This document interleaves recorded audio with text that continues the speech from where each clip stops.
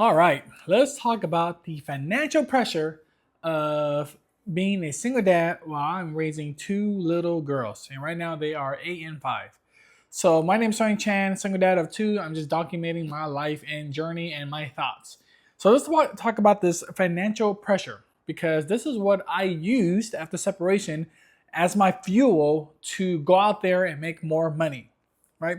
Because the first thing I knew that after separation is that I was going to lose half my money and that I needed to work. I needed to ways to increase my income. I needed to find ways to bring money in and not get money out. So one of the first things I did was to quickly ask my boss any projects and skills that I need to learn so I can move up in the company. And luckily, my boss was really cool. He gave me a list of projects to do, and I like studied. I studied so hard. Like I took tons of different courses. I invested and bought courses. I watched a lot of YouTube videos to learn new skills at my role, and it was insane because as I learned new skills and as I took on new projects, I was completing it back to back to back, and I was bringing in good results too. And as a result, I quickly got promoted within the first year. It was insane. And, it was a huge financial pressure after separation. I felt this huge, like I had to get money. I needed to get money, right? There's just no question about it. My kids are depending on me, and I just I have all these different bills to pay. I got daycare. You know how much daycare costs? Daycare costs $17,000 per year, right? And that's only one kid. I think if I include the second kid, it would have been probably over $25,000 per year, and which I paid for, right? Because when I separated, the kids were 5 and 2, and so I will put the young kid in daycare, and then during the summer I will put both of them in daycare, right? So that all added up into a very heavy cost, and and what's funny though, or I don't know if this is funny, but like in order to save costs, I did put them in a very, very cheap daycare. It was not actually ghetto or anything like that, but it was mostly a Spanish daycare. So basically, they all spoke Spanish, and they were not proficient in English. Let's put it that way. And obviously, I don't speak Spanish, and my kids don't speak Spanish, but it was a very, very affordable daycare. I mean, I still remember my kid. They ate beans, which is obviously part of Mexican food, and they threw up. I got a call on that same day. I dropped them off. Oh, she threw up because she was eating this food, and it was just nothing but beans on the ground. I was like, what the hell? But I still kept her in there because once again, it was affordable, and really no problems happened after that. And this just was one way for me to save money. But then, I just thought about their growth, and I thought about like it's not good for them to be in an environment where they're not even speaking English. And it's not like they were not speaking English. It was just more Spanish proficient versus English. And so I decided to go ahead and find like a better daycare that speak English and was a bigger facility so that they could play in.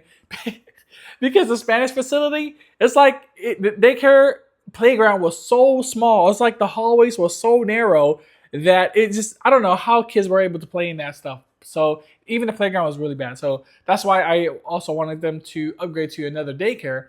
And if they upgrade to another daycare, obviously the cost just skyrocketed. And I went ahead and did it anyways because I do care about my kids and I want them to have the best experience. And because they are growing, like they're still very young, they need to be around other kids. They need to be around other English speaking, at least, people. And I'm so glad I did that because once they got to that type of daycare, they opened up more. They were more confident and played around with the kids a lot more. And so that was definitely worth the price. But I think, man, it was crazy because the daycares, they constantly increased their prices. And every time they increased their prices, I was pissed, obviously, right? Because I didn't want to spend any more than I need to. And then on top of that, when I claim the kids and I get the child tax credit, they barely give you any money back when you put the kids in daycare. Barely any money. It's something, but it's barely any money. Which, I think it would be good if they increase that child tax credit. That would be really good for us. But like daycare was a huge cost for me. And I definitely didn't mind paying for it, but it was one of the most expensive things. It was more expensive than my rent. So So I can't get that money back. So that was one huge expense, and that financial pressure of I had to put them somewhere because I had to work. Like there's nowhere else to put them. They can't stay with me at home. And luckily I work remotely, and I work really hard for this. By the way, I just want to add that when I first started my job, I had to drive an hour and a half to work to the office, and then I would have to drive an hour and a half back. So I spent like 3 hour commute just driving. And I actually, once again, told my boss, hey, what can I do to work remotely, please? Because I already brought a lot of results to the company. Like I did not ask for the remote work without first proving to them that I could bring results, right? Which I did. Because asking a company to work remotely, I see that as a privilege, and I'm not entitled to that. So that's why I really made it an effort to show them, like I brought results to the company. I don't need to be in the office all the time to do this. And what can I do to earn this remote work? And they gave it to me. So it was awesome that they did that. And because of that, I was able to save a lot of money on gas. I was able to save a lot of money on the tollway because the tollway was killer. I don't think I was spending like $20 a day on the tollway. And then of course a lot more money on the gas. I think I had to like refill my gas every week or so. It was incredible, insane. And and on top of that, I almost got into multiple accidents because it's such a long drive on freeways that it just increased the chance of accidents. And yeah, it was crazy time. And once again, that increased my financial pressure of just dealing with the tollway costs, dealing with the car maintenance. My car is 2011 Camry. It has over 200,000 miles, and my car broke down multiple times. So I already spent thousands of dollars trying to fix my car, and thank God right now it's working. And I have been taking better care of my car. And fortunately for me, I have always been out of debt. Like when I graduated college, I worked throughout college and I paid off the debt. So after separation, there was no really huge debt or anything like that. There's no house mortgages or any credit card debt because I never had any of those things. And so that was really lucky for me in terms of having no debt when I separated. But still, I still have rent I gotta pay, utility, the school supplies, the daycare. So I think daycare was a huge cost. Of course, driving back and forth and just fixing my car was another huge cost. I pay for all my kids' school supplies, and that's honestly not too bad. It's more of just buy the school supplies, buy backpacks, buy pencils, colors, and the school they have like a whole package thing. So I just had to purchase that, and the kids have everything they need for the rest of the year. So I didn't have to like figure out exactly what all the things I need to buy for them. The school already packaged that together, so that made it very easy just to buy them all the supplies they need. Now it's crazy because it's been 3 years now after separation, and every single year my income just increased. And the first one I told you about was me working hard at my job and getting a promotion. And then I was working hard again, and they gave me bonuses.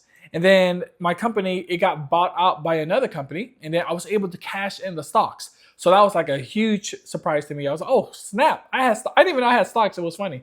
And then I saw that money in the bank. I was like, nice, awesome. So I was able to cash out stocks. And then, but then I got laid off from that new company, and now I am working as a contractor, getting paid even more money, right? So, and once again, it's not because I got lucky or anything like that. I network, I got referrals, I really put myself out there, right? Because each year I'm just striving to do better, and money is the biggest one for me because I need all the money I can get to take care of the kids. And luckily, I don't really have a bad spending habit. I stopped playing video games. I donated my TV. I don't really spend on much except for taking the kids out to the museum or to nearby events and just mostly experience type of things. And I don't really travel the world or travel on an airplane because my kids are still fairly young. But we don't really go on expensive trips. And so instead, I use the surplus of money and I invested in investments like Vanguard, right? So I am very, I would say, financially good with my money. I don't spend like crazy. I love this quote: choose the least you need, not the most you can afford. I absolutely love that quote. It's from a book called A Simple Path to Wealth by J.L. Collins. Great book. And it just teaches me to be, number one, content with what I already have. Like, we have this culture where we want to upgrade to the newest iPhone, want to upgrade to X, Y, and Z, the best shoes or the newest cars. And I don't need those things, right? My car has broken down multiple times. I could have easily bought a new car and get a new car loan or put a huge ass down payment, but I didn't. I don't need it, right? All I need my car to do is take me from point A to point B. I don't need no fancy touchscreens. I don't need no fancy features or whatever. I don't need no things. I just need it to go to A to B. That's it. I don't want no car loan. I do not even want a house anytime soon. Because I just don't want a mortgage, right? There's so many other good things I could use my money for. Investing in business, starting a business, investing in the stocks so that it could compound over time. Like, I want to think about how can my money earn more money for me? That's what I want to think about, right? And one of the ways to do that is to invest in the stock market or put it in a high yield saving account. A high yield saving account is simply means that I put my money in here and it just stays there, and over time it's going to make 3 to 4% per month in dividends. And that's better than putting it into a checking account or leaving it into a saving account, because the interest rate there is basically non-existent. You only get, like, I don't know what you get. It's cents that you're going to get compared to a high yield saving account. So if you don't want to put your money into stocks, I definitely recommend at least putting it into a high yield saving account so that it's earning at least 3 to 4% per month. But the best way to make more money is to focus on your career. What can you do at your current job that can help you move up the ladder? And if there is no path to move up, you got to find a new career. You got to find new skills. You got to find something new to do, right? Like, my role has changed multiple times. I used to be a market researcher. Now I used to be a demand generation manager. And now I used to do part of marketing manager. And now I'm back to demand gen manager, right? So my role constantly switches. And it's because I'm constantly honing in my skills. I'm constantly trying to make my skills even better. So that is how I focus a lot on my financial, that's how I deal with financial pressure. Like, and another thing is that I never show my fear of money in front of my kids. Never. I never want them to worry about money. I never want to talk about money issues with the kids. And it's not like, but when I did lose my job, I did, for whatever reason, was honest with my kids that I lost my job. I don't know why I even told them that. But my 8-year-old, she understands about me having a job loss and me looking for a job, and I'm working as a contractor. And I'm not even sure why I told her that, but she knows it. And she was so supportive, absolutely supportive. Like, she knew that I was going to work hard. She knew that I was going to go apply for new jobs. And so they're like, when your kids have that kind of confidence in you, how can you not crush it? How can you not feel warm inside, right? It's such a great feeling when they have faith in me that I was going to crush it. I was going to come back from it, right? And on top of that, it's because I show them that I am capable of great things. Like, I show them that I overcome stuff in the past before. They know about my past history. They know the things I overcome. They know they know my personality as well. They know my habits. And I think that shows that I'm doing a really good job of just showing them what good looks like in a way, right? So that is my sort of how I deal with financial pressure. My name is Tony Chan. Please like and subscribe to the video if you enjoyed it, and watch this next video right here on the end screen if you want to follow more of my journey.